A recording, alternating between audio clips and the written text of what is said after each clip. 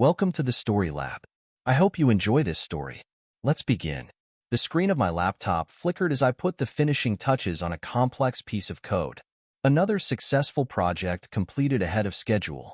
I leaned back in my ergonomic chair, stretching my arms above my head and savoring the satisfaction of a job well done. Lucas, come quick. Isabella's voice rang out from downstairs, a mix of excitement and urgency that instantly had me on my feet. I bounded down the stairs of our Austin home, taking them two at a time. What is it? Everything okay? I found her in our sun-drenched kitchen, practically vibrating with energy. Her dark hair was pulled back in a messy bun, and her eyes sparkled with an intensity one hadn't seen before. More than okay, she said, grabbing my hands. Lucas, I'm pregnant. For a moment, the world stood still. Then joy exploded through me like fireworks. Are you serious? We're having a baby? Isabella nodded, tears welling up in her eyes. I just took the test. 2 lines, clear as day. I swept her up in my arms, spinning us both around the kitchen. Our laughter echoed off the granite countertops and stainless steel appliances. When I set her down, I cupped her face in my hands, drinking in every detail of this moment. I love you so much, I said, my voice thick with emotion. You've made me the happiest man alive. Isabella's smile was radiant. We're going to be parents, Lucas. Can you believe it? It's incredible, I said, my mind already racing ahead. We'll need to child-proof the house, start looking at cribs, maybe even think about a bigger place. She laughed, pressing a finger to my lips.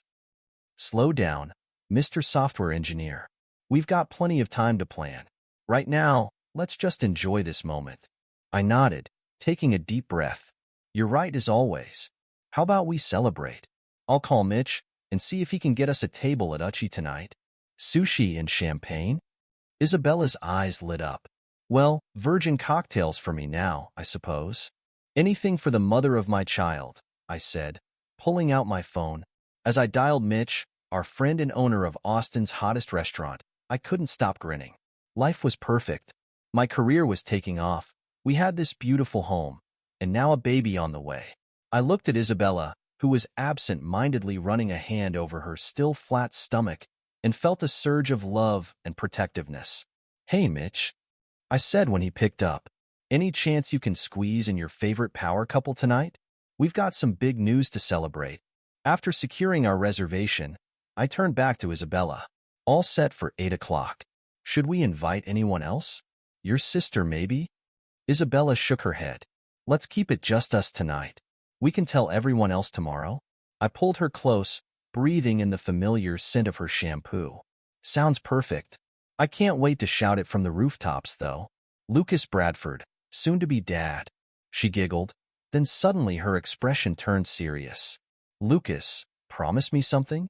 Anything, I said, meeting her gaze. Promise me we'll always be this happy, that nothing will ever come between us. I kissed her forehead gently. I promise, you and this baby are my whole world. Nothing could ever change that. As we stood there in our sunlit kitchen, arms wrapped around each other, I truly believed those words. I had no idea how quickly that promise would be put to the test. 2 months flew by in a whirlwind of doctor's appointments, late-night cravings, and endless scrolling through baby name websites. I threw myself into work, determined to secure an even better future for our growing family. The team was on the verge of a breakthrough with our new AI algorithm, and I found myself working later and later. One Tuesday evening, I decided to surprise Isabella by coming home early. I stopped by her favorite florist and picked up a bouquet of sunflowers, her favorite. As I pulled into our driveway, I noticed the lights were on in the living room. Perfect, I thought. She's still up. I let myself in quietly, planning to sneak up on her. But as I entered the foyer, I heard Isabella's voice coming from the living room. Something in her tone made me pause. I know, she was saying, her voice low and urgent. But you have to understand, this changes everything.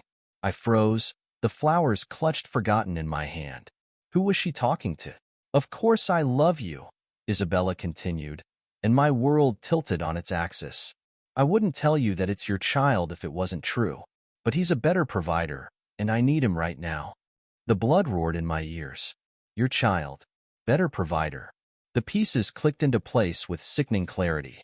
We'll keep seeing each other, I promise, Isabella said. Just give me some time to figure this out. We have to be careful now. I don't know how long I stood there, paralyzed. Long enough to hear Isabella end the call with a whispered, I love you too. Talk soon. Somehow, I managed to slip back out the front door without making a sound. I got in my car and just drove. My mind was a jumbled mess of shock, betrayal, and rising anger. How could she do this? How long had this been going on? I found myself parked at a scenic overlook, staring out at the twinkling lights of Austin spread out below. The bouquet of sunflowers lay wilted and forgotten on the passenger seat. I pulled out my phone, staring at the lock screen. A picture of Isabella and me on our last vacation, both of us grinning at the camera. My finger hovered over her contact info. I should confront her, demand answers. But a cold, calculating part of my brain held me back. If I tipped my hand now, she might try to cover her tracks. No, I needed to be smart about this. I took a deep breath, trying to calm the storm of emotions raging inside me. Think, Lucas. What's your next move? The first thing I did was call my office and leave a message for my assistant. Sarah, something's come up. I need to take a personal day tomorrow. Reschedule my meetings, please. Next, I pulled up my contacts and scrolled until I found Max Harper. We'd been friends since college, and he'd gone into private investigation work. If anyone could help me get to the bottom of this, it was Max. The phone rang 3 times before he picked up. Lucas, this is a surprise. Everything okay, buddy? I cleared my throat, willing my voice to stay steady. Hey, Max. No, everything is definitely not okay. I need your help, man. Discreetly. There was a pause on the other end of the line. When Max spoke again, his voice was all business. What do you need? I need you to look into my wife, I said, the words tasting like ash in my mouth. I think she's having an affair, and the baby might not be mine. Jesus, Lucas, Max said softly. I'm so sorry. Are you sure about this? I recounted what I'd overheard, my grip tightening on the steering wheel as I relived the moment. Okay, Max said when I finished. I'll start digging first thing tomorrow. We'll get to the bottom of this, I promise. Thanks, Max, I said. I appreciate it. After hanging up, I sat there for a long time, watching the city lights blur through the tears I finally allowed myself to shed. Eventually, I started the car and headed to a nearby hotel. There was no way I could go home and face Isabella tonight, not without giving everything away. As I lay in the sterile hotel bed, sleep eluding me, I replayed every moment of our relationship in my mind. Had there been signs I'd missed? How long had she been lying to me? One thing was certain. The happy life I thought we had was nothing but an illusion, and I was going to make damn sure I came out on top when it all came crashing down. The harsh light of morning did nothing to soften the blow of reality. I woke up in the unfamiliar hotel room, my head pounding from a night of fitful sleep and racing thoughts. For a brief, blissful moment, I thought it might have all been a bad dream. Then the memories came crashing back, and the pain hit me like a physical force. I reached for my phone, half expecting a flood of worried messages from Isabella. There was only one text: working late tonight. Don't wait up. The casual lie twisted the knife even deeper. I dragged myself out of bed and into the shower, letting the hot water wash over me as I tried to clear my head. By the time I stepped out, a plan was starting to form. I dressed quickly in yesterday's clothes and headed out. My first stop was a coffee shop I knew Isabella never frequented. As I nursed a strong black coffee, I pulled out my laptop and started researching divorce laws in Texas. What I found gave me a sense of satisfaction. Texas was a fault-based divorce state, meaning infidelity could significantly impact the outcome of proceedings. I was so engrossed in my research that I almost missed the call from Max. Lucas, he said without preamble, I've got some preliminary information for you. Can you meet me at my office in an hour? I'll be there, I promised, already packing up my things. Max's office was in a nondescript building downtown. As I rode the elevator up, I steeled myself for what I might learn. Max was waiting for me when the doors opened, his usual easygoing demeanor replaced by a look of concern. "Come on in," he said, ushering me into his private office. Once the door was closed, he turned to face me. "Lucas, I'm not going to sugarcoat this. It's bad." I sank into a chair, my legs suddenly weak. "How bad?" Max sat across from me, sliding a folder across the desk. "I put a rush on this, called in some favors. Isabella has been seeing a man named Damien Caldwell for at least 6 months. He's a local real estate mogul, known for some ethically questionable business practices." I flipped open the folder, my stomach churning as I looked at the photos inside. Isabella and a tall, handsome man entering a high-end hotel. The two of them at a secluded restaurant, holding hands across the table. A zoomed-in shot of them kissing in a parked car. "There's more," Max said gently. "I did some digging into their financials. There have been some large transfers from Caldwell's accounts to Isabella's personal account you might not even know about." The implication hit me like a punch to the gut. "She's been planning this," I said, my voice hollow. "Using me for my money while setting up her escape with this Caldwell guy." Max nodded. "It looks that way. I'm sorry, man. I know this isn't easy to hear." I closed the folder, unable to look at the evidence of my wife's betrayal any longer.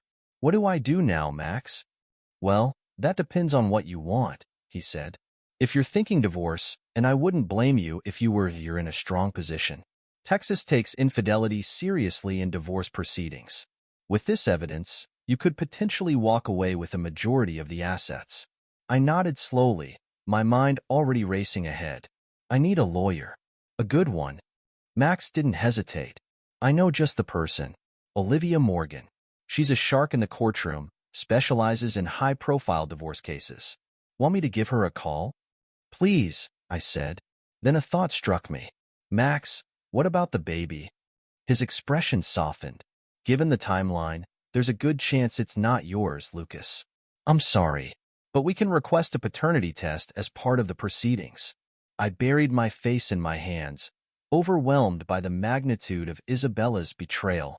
Everything I thought I knew about my life, my future, had been a lie. When I looked up, there was a new resolve in my voice. "Set up the meeting with Olivia. I want to move fast on this. Isabella thinks she can play me for a fool? She has no idea who she's dealing with." Max nodded, already reaching for his phone. "I'll make it happen. And Lucas?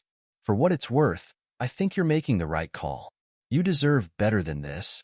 As I left Max's office, my mind was clearer than it had been since overhearing that damning phone call. The shock and pain were still there, but they were being channeled into something else: determination.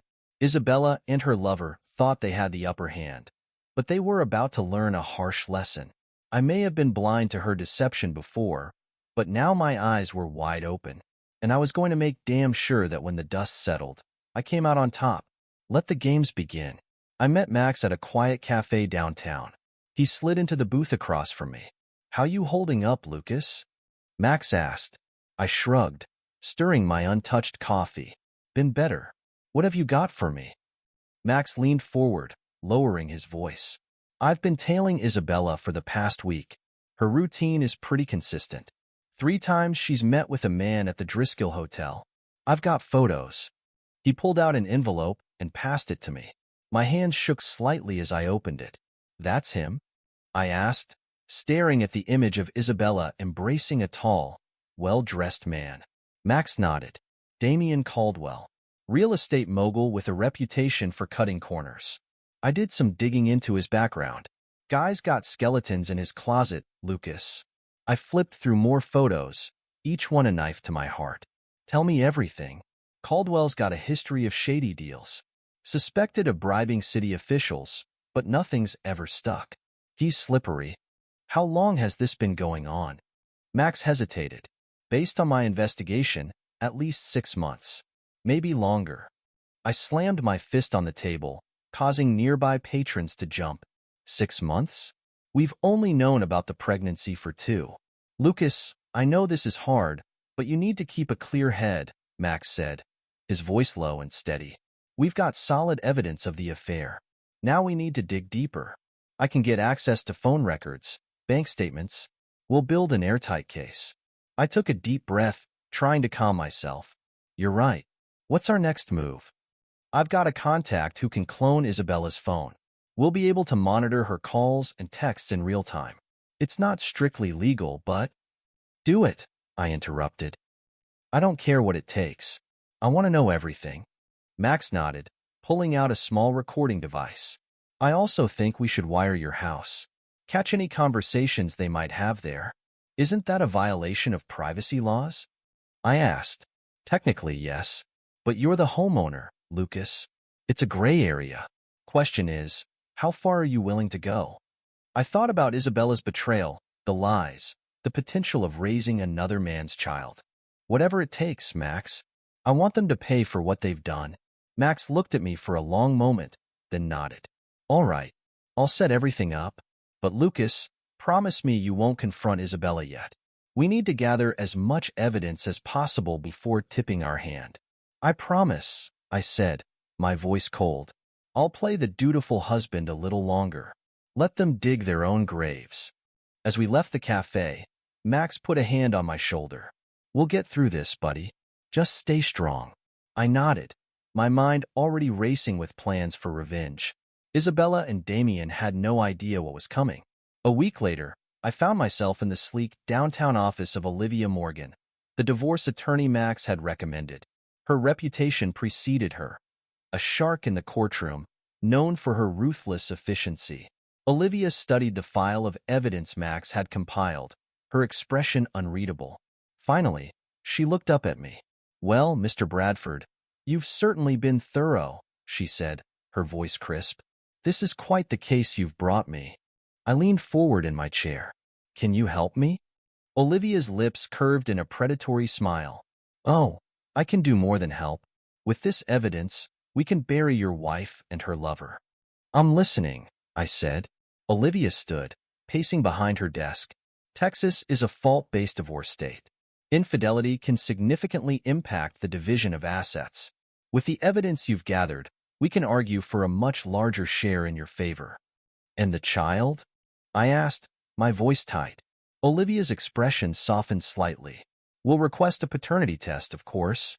But regardless of the results, we can use the affair to argue against any claims for child support should the child not be yours. I nodded, a weight lifting from my shoulders. What's our first move? We file for divorce immediately, citing adultery, Olivia said, sitting back down. But we don't show our full hand yet. We'll start with just enough evidence to establish grounds for the divorce. Why not use everything we have? I asked.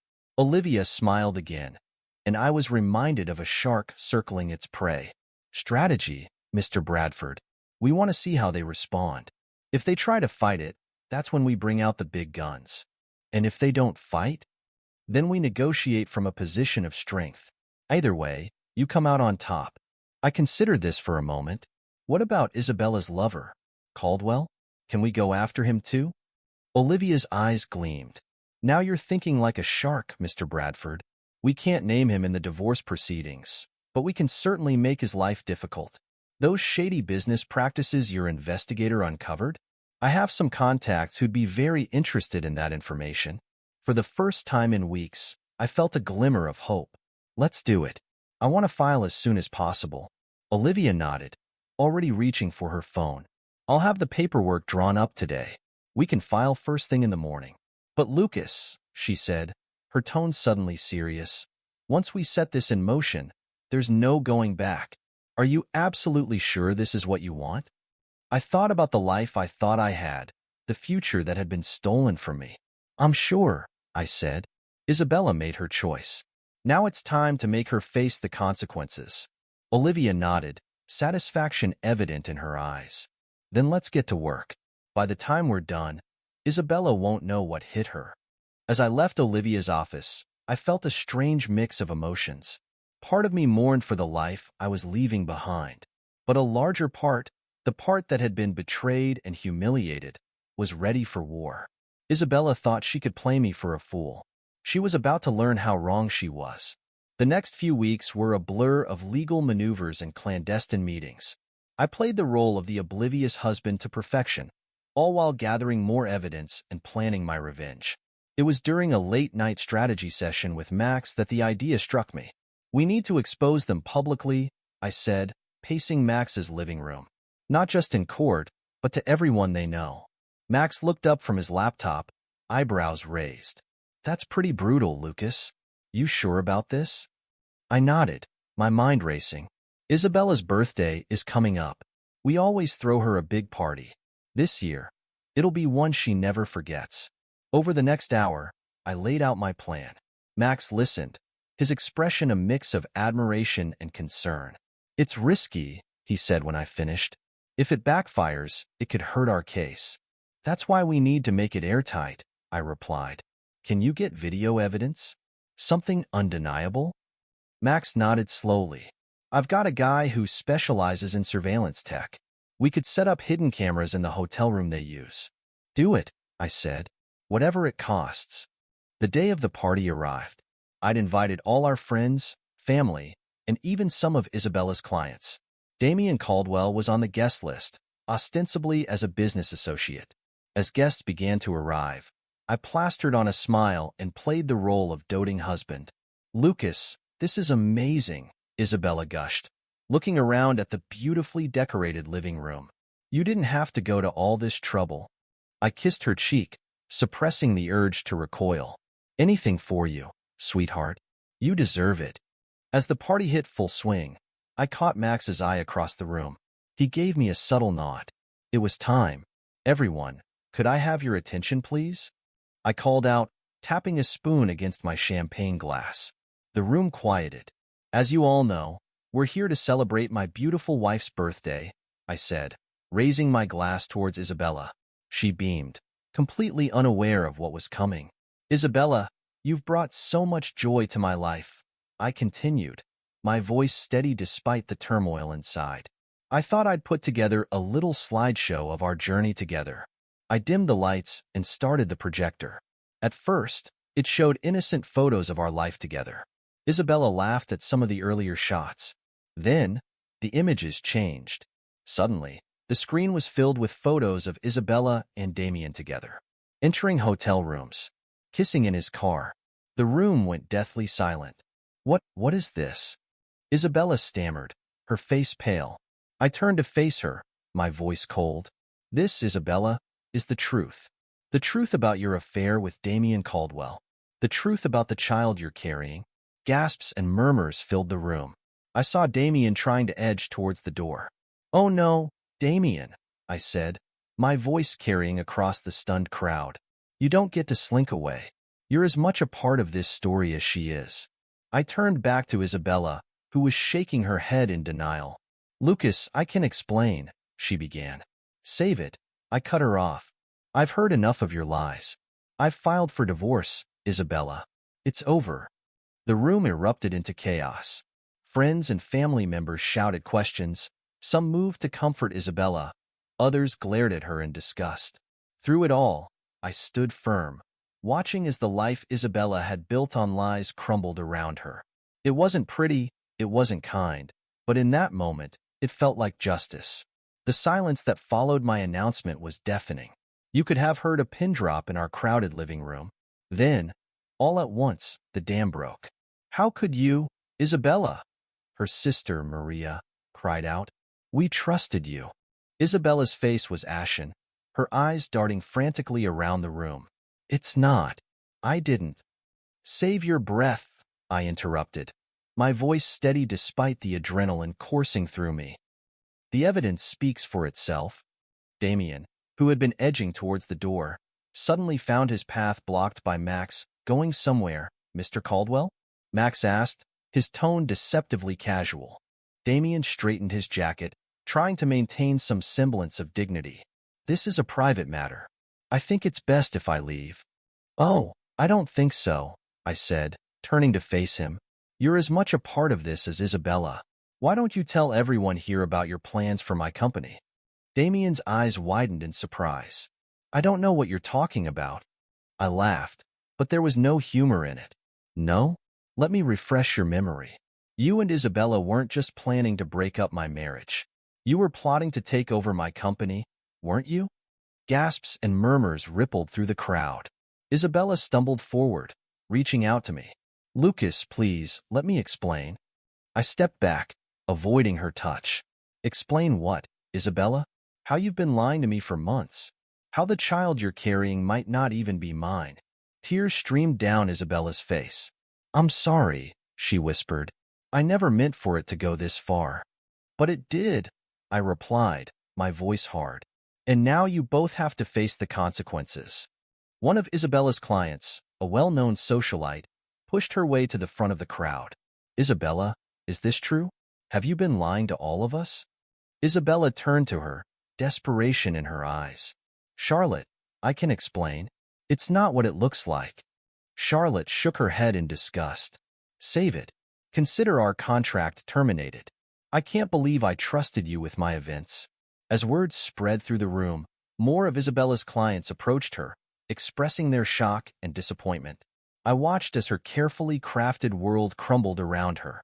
Damien, seeing the writing on the wall, made another attempt to leave. This time, it was my father who stopped him. "Not so fast, young man," Dad said, his voice filled with barely contained anger. "I think you owe my son an explanation." Damien looked around frantically, realizing he was cornered. "This is all a misunderstanding," he stammered. "Isabella and we never meant to hurt anyone." "Save it for the lawyers," I said coldly. "I'm sure they'll be very interested in hearing about your business practices, Damien. The bribes, the insider trading, it's all coming out now." The color drained from Damien's face. "You can't prove anything," he said, but his voice lacked conviction. "Want to bet?" I replied, nodding to Max. My friend pulled out his phone, playing a recorded conversation between Damien and a city official, discussing payoffs for building permits. The room erupted into chaos again. Friends and family members shouted questions and accusations. Isabella sank onto the couch, her head in her hands. Damien looked like he wanted the floor to open up and swallow him. Through it all, I stood firm, watching as the truth I'd uncovered tore through the lies and deception. It wasn't pretty, and part of me hated that it had come to this. But a larger part, the part that had been betrayed and humiliated, felt satisfaction. As the party disintegrated around us, guests leaving in shocked groups, whispering among themselves, I caught Max's eye across the room. He gave me a subtle nod, a silent question. "You okay?" I nodded back, exhaling slowly. The trap had been sprung. The truth was out. Now, it was time for the real battle to begin. The weeks following Isabella's birthday party were a whirlwind of legal meetings and courtroom appearances. I sat across from Olivia in her office, reviewing our strategy for the upcoming hearing. "Isabella's lawyer filed a countersuit," Olivia said, sliding a document across her desk. "They're claiming emotional abuse." I scoffed, picking up the paper. "That's ridiculous. I never laid a hand on her." Olivia leaned forward, her expression serious. "Emotional abuse doesn't require physical violence, Lucas. They're painting you as controlling and manipulative." "But that's not true," I protested. "I know," Olivia replied, "but we need to be prepared. How do you want to handle this?" I thought for a moment, then asked, "What are our options?" Olivia ticked off points on her fingers. "We can fight it head on, present character witnesses to vouch for your behavior. Or we can redirect, focus on Isabella's infidelity and Damien's shady business practices." "Let's redirect," I decided. "I don't want to give their claims any credibility." Olivia nodded approvingly. "Good choice." "Now, about the paternity test." I tensed at her words. "What about it?" "The court has ordered one," Olivia explained. "We'll need to schedule it soon." I slumped in my chair, the reality of the situation hitting me anew. "And if it shows I'm not the father?" Olivia's voice softened slightly.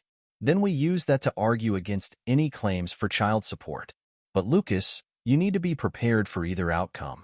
I nodded, my throat tight. "I understand. Let's just get it over with." The day of the hearing arrived, and I found myself face to face with Isabella for the first time since the party. She sat on the other side of the courtroom, flanked by her lawyer and Damien. The sight of them together made my blood boil. Isabella's lawyer, a slick-looking man in an expensive suit, stood to address the judge. Your Honor, my client has been the victim of a calculated campaign of emotional abuse and public humiliation. I gritted my teeth, but Olivia placed a calming hand on my arm. Let him talk, she whispered. We'll have our turn. When it was Olivia's turn to speak, she was a force of nature. Your Honor, the defense's claims of abuse are a smokescreen, intended to distract from the real issues at hand. My client, Mr. Bradford, is the true victim here. She proceeded to lay out our case, presenting the evidence of Isabella's affair and Damien's unethical business practices. As she spoke, I watched Isabella's face. She alternated between looking defiant and scared. The judge listened intently, occasionally asking questions. When both sides had presented their cases, he leaned back in his chair.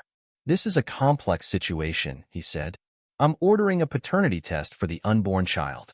We'll reconvene when we have those results.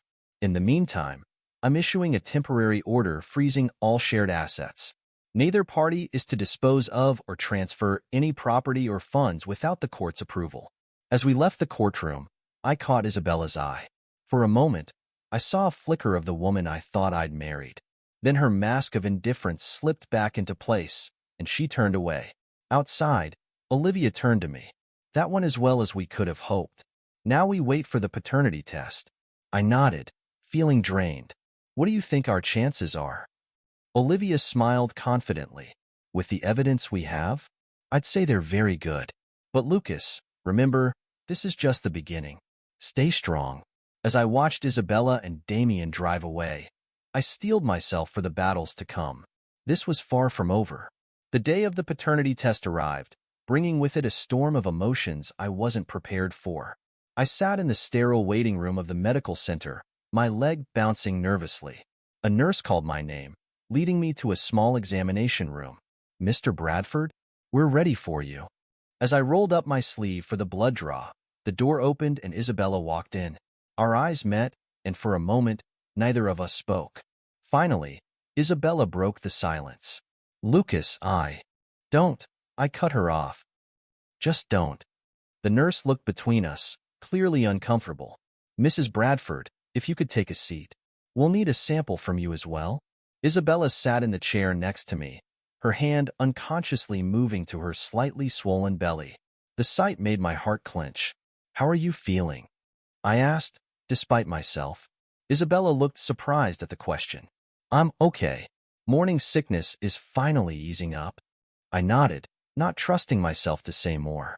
We sat in awkward silence as the nurse took our samples. The results should be ready in a few days, the nurse informed us. The court will be notified directly. As we left the room, Isabella turned to me. Lucas, can we talk? Please. I hesitated, torn between my anger and the remnants of the love I once felt for her. I don't think that's a good idea, Isabella. I know I hurt you, she pressed on, but there's so much you don't understand. I laughed bitterly. What's to understand? You cheated on me, lied to me, and tried to take my company. Seems pretty clear to me.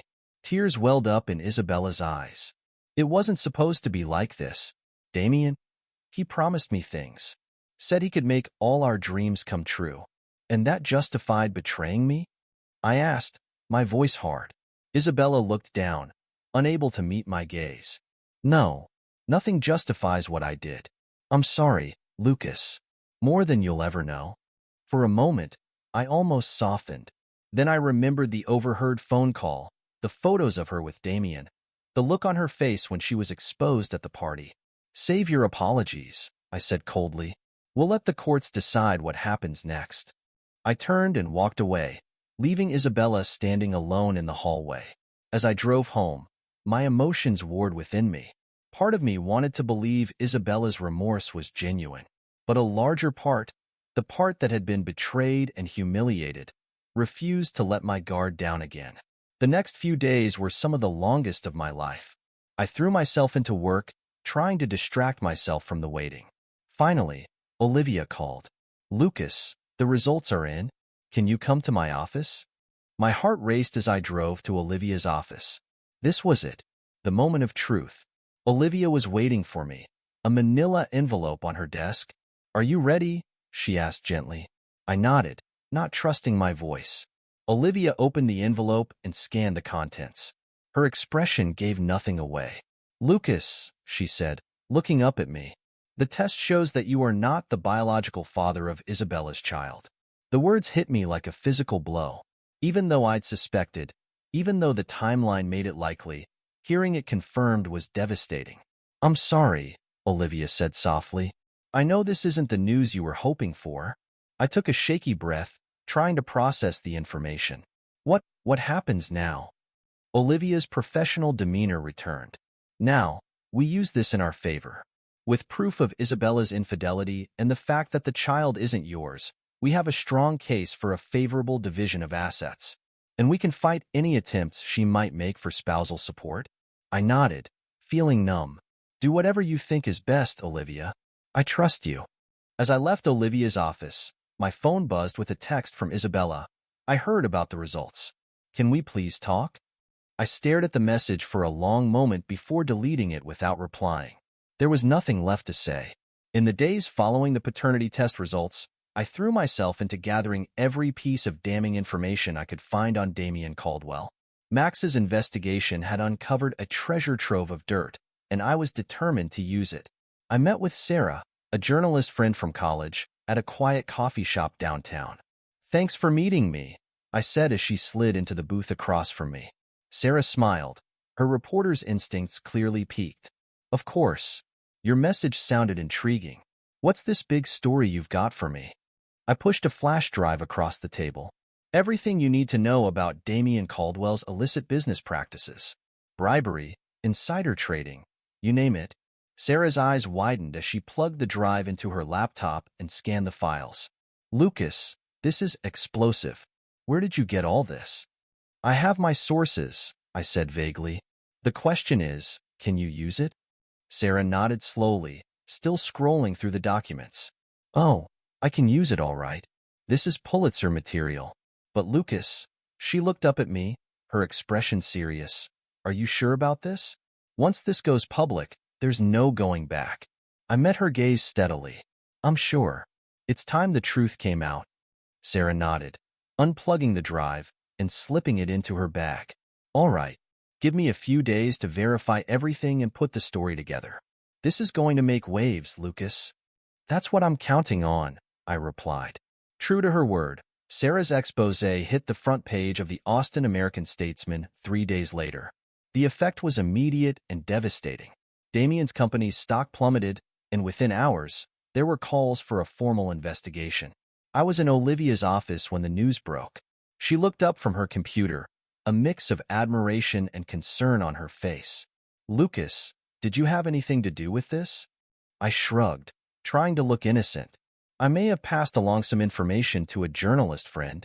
Olivia shook her head, but I could see she was impressed. "Well, it's certainly going to help our case. Isabella's going to have a hard time claiming Damien can provide for her and the baby now." As if on cue, my phone buzzed with a call from Isabella. "Against my better judgment," I answered. "How could you?" Isabella's voice was a mix of anger and desperation. "Do you have any idea what you've done?" "I exposed the truth," I replied calmly. "Something you should have done a long time ago." "Damien's ruined," Isabella said. "The police are investigating him. What am I supposed to do now?" For a moment, I almost felt sorry for her. Almost. "That's not my problem anymore, Isabella. You made your choices. Now you have to live with the consequences." "Lucas, please," her voice broke. "I know I hurt you, but I need your help. For the baby's sake, if nothing else." I closed my eyes, steeling myself against the pull of her plea. "I'm sorry, Isabella, but you're on your own now." I hung up, feeling a mix of satisfaction and sadness. It was over. I had won. But the victory felt hollow somehow. Olivia watched me with understanding eyes. "You did what you had to do, Lucas. Don't second-guess yourself now." I nodded, pushing away the conflicting emotions. "You're right. What's our next move?" Olivia smiled, all business once again. "Now, we press our advantage. With Damien out of the picture, Isabella has no leg to stand on. We'll push for a quick settlement, get you everything you're entitled to and more." As I left Olivia's office, I felt a weight lift from my shoulders. The road ahead wouldn't be easy, but for the first time in months, I felt like I could see a future beyond this mess. In the aftermath of Damien's downfall and the ongoing divorce proceedings, I found myself feeling increasingly isolated. My friends and family were supportive, but they couldn't truly understand what I was going through. That's when I received an unexpected message on LinkedIn. "Hey stranger, long time no see. Heard you've been going through a rough patch. Want to grab coffee and catch up? Veronica." Veronica Hayes. We'd been close in college, but had drifted apart after graduation. I hesitated for a moment, then typed out a reply. "Hey Veronica, coffee sounds great. How about tomorrow at Houndstooth on North Lamar?" The next day, I arrived at the coffee shop early, my nerves jangling. When Veronica walked in, I was struck by how little she'd changed. Same warm smile, same confident stride. "Lucas Bradford," she said, pulling me into a hug. "It's been way too long." We settled into a corner table with our drinks, and Veronica fixed me with a sympathetic look. "So, want to tell me what's been going on? I saw some of it in the news, but..." I took a deep breath and started talking. To my surprise, once I started, I couldn't stop. I told her everything about Isabella's betrayal, the divorce, the paternity test, all of it. Veronica listened without interrupting, her expression a mix of shock and compassion. When I finally finished, she reached across the table and squeezed my hand. "Lucas, I'm so sorry. What you've been through, it's unimaginable." I shrugged, trying to downplay the emotion threatening to overwhelm me. "I'm dealing with it, one day at a time, you know?" Veronica nodded. "Well, you don't have to deal with it alone anymore. I'm here if you need anything, even if it's just someone to vent to." For the first time in months, I felt a genuine smile tugging at my lips. "Thanks, Veronica. That means a lot." We spent the next few hours catching up. Veronica told me about her successful tech startup, and I found myself genuinely interested in something outside my own problems for the first time in ages. As we were leaving, Veronica turned to me. "Hey, my company's hosting a charity gala next week. Why don't you come? It might do you good to get out, meet some new people." I hesitated. "I don't know, Veronica. I'm not sure I'm ready for that kind of thing." She bumped my shoulder playfully. "Come on, it'll be fun. And if it's not, we can always sneak out early and go get burgers or something." Her enthusiasm was infectious. "All right, you've convinced me. I'll be there." The night of the gala, I found myself actually looking forward to it. Veronica met me at the entrance, stunning in a sleek black dress. "You clean up nice, Bradford," she said with a wink as we mingled with the other guests. I was surprised to find myself enjoying the conversation. Veronica introduced me to several of her colleagues, and I found myself engaged in discussions about emerging tech trends and market predictions. Later, as we stood on the balcony taking a breather, Veronica turned to me. "So, was this as terrible as you thought it would be?" I laughed, realizing it was the first time I'd done so in weeks. "No, it wasn't terrible at all. Thanks for dragging me out, Veronica. I needed this." She smiled, her eyes twinkling in the moonlight. "Anytime, Lucas. That's what friends are for." As I looked at her, I felt something stir inside me, a warmth I thought I'd never feel again. It wasn't love, not yet, but it was possibility. And for now, that was enough. Just when I thought things were finally settling down, life threw another curveball my way. I was at the office late one night, catching up on work I'd neglected during the divorce proceedings, when my phone buzzed with an unknown number. Cautiously, I answered. "Hello?" A gruff voice responded. "Is this Lucas Bradford?" "Yes, who's this?" "Someone who thinks you should know the truth," the voice replied. "About your wife and Damien Caldwell." My heart raced. "What are you talking about?" "Check your email. I've sent you some files. Be careful who you trust, Mr. Bradford. This goes deeper than you know." The line went dead. My hands shaking, I opened my email on my computer. There, at the top of my inbox, was a message from an anonymous address. I clicked it, my breath catching as I scanned the contents. Spreadsheets, emails, meeting minutes, all pointing to one shocking conclusion. Isabella and Damien had been plotting to take over my company for months. I called Max immediately. "I need you to verify some information for me," I said, forwarding him the files. And I need it done quietly. Max whistled low as he looked over the documents. This is big, Lucas. If it's true, that's what I need you to find out, I replied. How quickly can you do it? Give me 48 hours, Max said. I'll call you as soon as I know anything. The next 2 days were agonizing. I threw myself into work, trying to distract myself from the bombshell that had been dropped in my lap. Finally, Max called. It's all true, Lucas, he said without preamble. I've triple-checked everything. Isabella and Damien were planning a hostile takeover of your company. They were going to use the shares Isabella would get in the divorce as a foothold. I sank into my chair, stunned. I can't believe it. I mean, I knew she betrayed me, but this, what are you going to do? Max asked that I thought for a moment, then said, I'm going to end this, once and for all. I called Olivia, filling her in on what I'd discovered. She was silent for a long moment after I finished. Lucas, this changes everything, she said finally. With this evidence, we can not only ensure you keep your company intact, but we can potentially press charges for corporate espionage. Do it, I said firmly. No more playing nice. The next morning, I walked into the courtroom for our final hearing with a renewed sense of purpose. Isabella and her lawyer were already there, looking smug.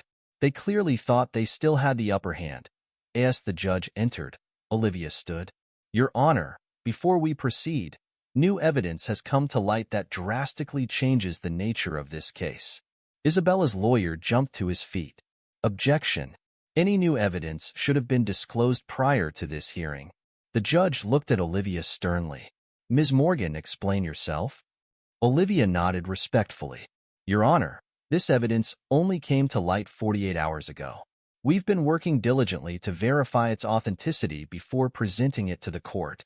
She proceeded to lay out the evidence of Isabella and Damien's plot. As she spoke, I watched Isabella's face. The color drained from her cheeks, and she whispered frantically to her lawyer. When Olivia finished, the courtroom was silent. The judge looked at Isabella and her lawyer. Do you have any response to these allegations? Isabella's lawyer stammered, clearly blindsided. Your Honor, we need time to review this new information. The judge nodded gravely. Given the serious nature of these allegations, I'm inclined to agree. We'll recess for 1 hour. I suggest you use that time wisely, counselor. As we filed out of the courtroom, Isabella caught my arm. Lucas, wait. Please, let me explain. I turned to face her, my voice cold. Explain what, Isabella? How you were planning to steal my company along with my dignity. Tears welled in her eyes. It wasn't supposed to be like this. Damien said.